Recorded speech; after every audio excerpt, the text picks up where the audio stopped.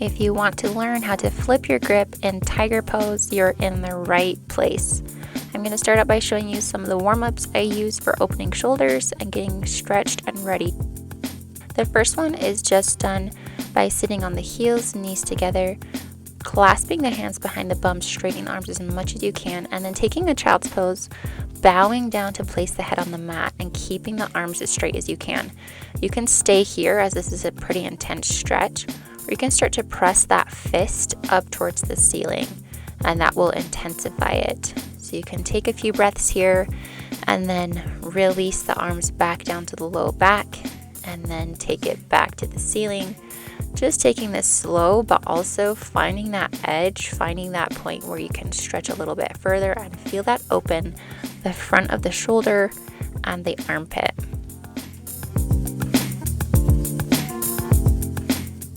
One of the biggest helps for any pose where I have to flip my grip is what's called shoulder flossing, and I've talked about this on other videos. You can use a rope or a yoga strap or even the strap that holds your yoga mat. I use both of mine interchangeably. You basically take and grip it about as wide as your yoga mat to start with. It might need to be a little bit wider depending on your body. You take the strap in front of you, keeping the arms straight, take it up over your head and take it down to your low back. So again, you might have to adjust your hands a little bit wider to begin with. And then as you get going, inhaling the arms up and exhaling them down, forward and back, you want to only move from that shoulder joint. So trying to keep the core stable, your back in place, and only moving the shoulder. When you get a little bit more warmed up, you can move the hands closer together along your rope or strap. I do this about 10 or 12 times, move my hands, and then do it about 10 more times.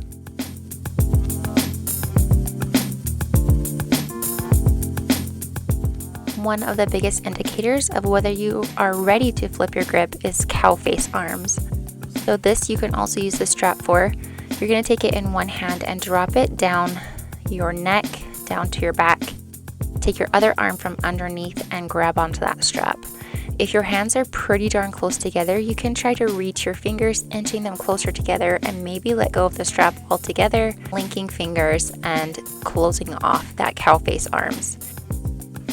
If your hands are pretty far apart here, that's a good indication that you're probably not quite ready to flip the grip all the way, but this is something you can work on and try out on both sides to see which shoulder maybe has more mobility or flexibility and which side you might want to try for your tiger pose. I like to use the back of my head to press that top elbow backwards and intensify this stretch. Next, I like to warm up my hip flexors. It's a big stretch in the hip flexor to bind behind your head, so I start in a child's pose, bring my weight forward to an upward facing dog, and then hinge from the hip to bring my weight back on my heels to child's pose. So moving between these two positions and not only stretching that hip flexor in the front of the hip joint, but activating the bend there. So when I come from upward facing dog, I initiate the movement from the hip, hinging there and bringing my weight backwards. Take this transition about 12 times. Before I do tiger pose, I also warm up the hips by taking low lunge with a few different arm variations. The first one being that first position where we clasp the hands behind the bum and drive the fist down towards the floor, opening up the chest and sinking the hips low towards the mat.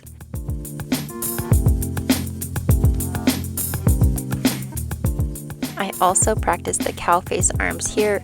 Whichever leg is forward, I take the opposite arm up over the top, find the connection between my hands, and then lift the chest towards the sky, increasing that stretch in the shoulder and opening up there. So make sure, regardless of which side you're going to try your tiger pose bind, make sure you're stretching in this low lunge on both sides, using those arm variations and opening up the front body and the hips.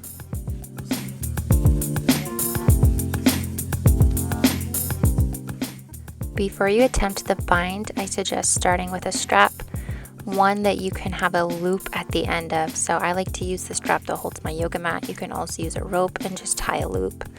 You take that loop and hook it around the top of the foot that you're going to be using for the bind. So opposite arm and foot, loop it around the top, grab that strap as close as you can to your foot or ankle, then rotate the arm and see kind of how close you can get hand to ankle, maybe trying to grab closer each time. When you're ready to try out your bind, start on all fours and turn on that core. We want to keep it activated to protect the low back. Lifting your chosen leg into the air and connecting with the opposite hand, we want to take the forefinger edge of the hand to the big toe side of the foot. Then we bend into the elbow, activating the back and the glute. Rotate that elbow outwards and then forward to complete the bind. Breathe here, never hold the breath. Keep your gaze and chest lifted. And then exit the same way you came into the pose, gently releasing the foot. Take a slightly closer view here as we make the connection with hand and foot, and then where that rotation happens in the shoulder. This is why it's so important to open up the shoulders and find flexibility and mobility, but also strength there as we rotate the elbow out and then forwards. I do want to mention the other variation of tiger pose where you use the same side arm and leg. It's essentially the same bind logistics, but this one has an added element of balance challenge as well. Thanks so much for watching. Let me know if you have any questions down in the comments, and please subscribe. See you next time.